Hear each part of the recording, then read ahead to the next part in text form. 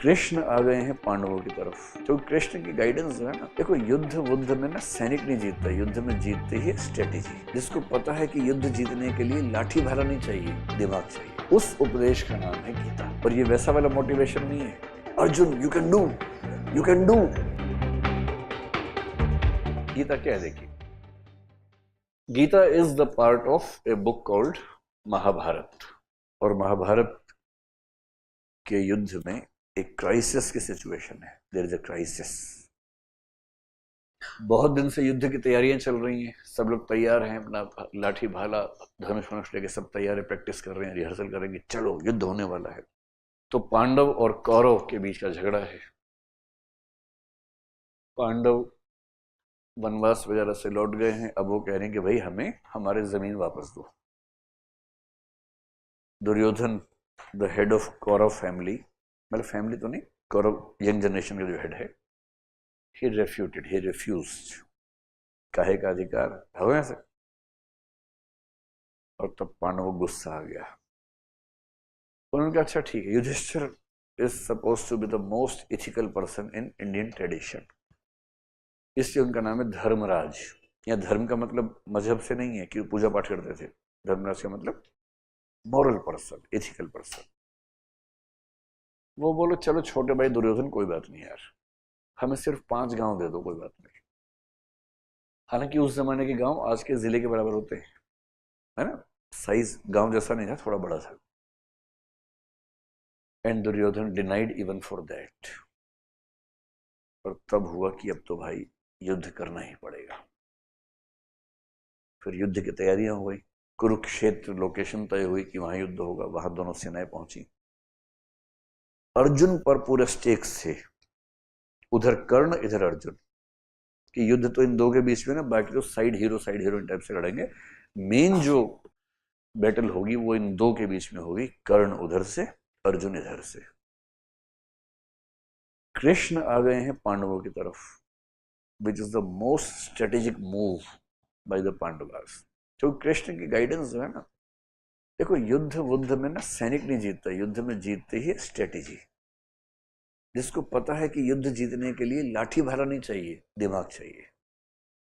युद्ध दिमाग से जीते जाते हैं, हथियार से नहीं। हथियार तो एक एसोसिएटिव चीज होती है, हथियार से कौन युद्ध जीतता है। Krishna is the most strategic person. वो सारथी हैं और अर्जुन को सिखा रहे हैं कि अर्जुन ऐसे फाइट करना, वैसे करना है, बाकी सबको बता रहे।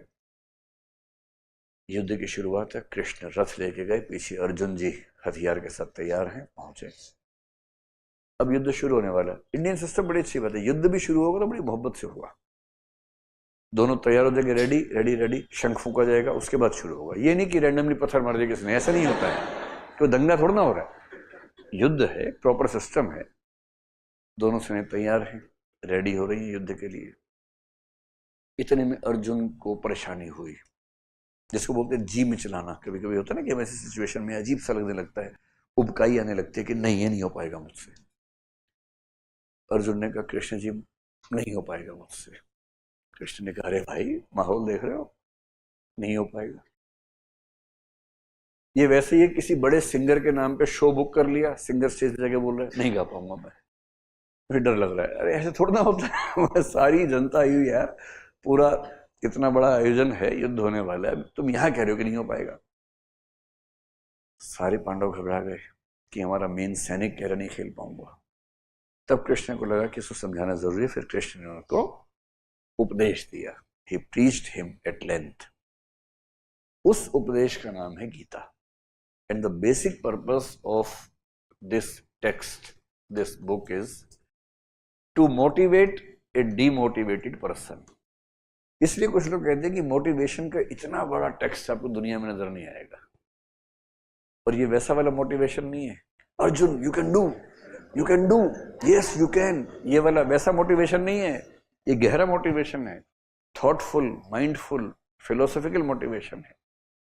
And that is the real motivation which explains you why is it necessary and why should do it. 18 chapters में ये पूरी बात हुई। There are many questions by Arjun. Lord Krishna has answered all the questions and finally Arjun has become ready. अंत में कृष्ण ने कहा, यार चिंता मत कर, सबको मरने के बाद मेरे ही अंदर आना है, सब मुझसे ही निकले हैं, तो टेंशन ना ले, शुरू कर, मैं देख लूंगा, चल. And finally he understands that it is fine. ये केवल व्यावहारिक स्तर के झगड़े हैं, परमार्थ में सब बराबर है. Do remember, Gita is an interpretation of Vedanta philosophy.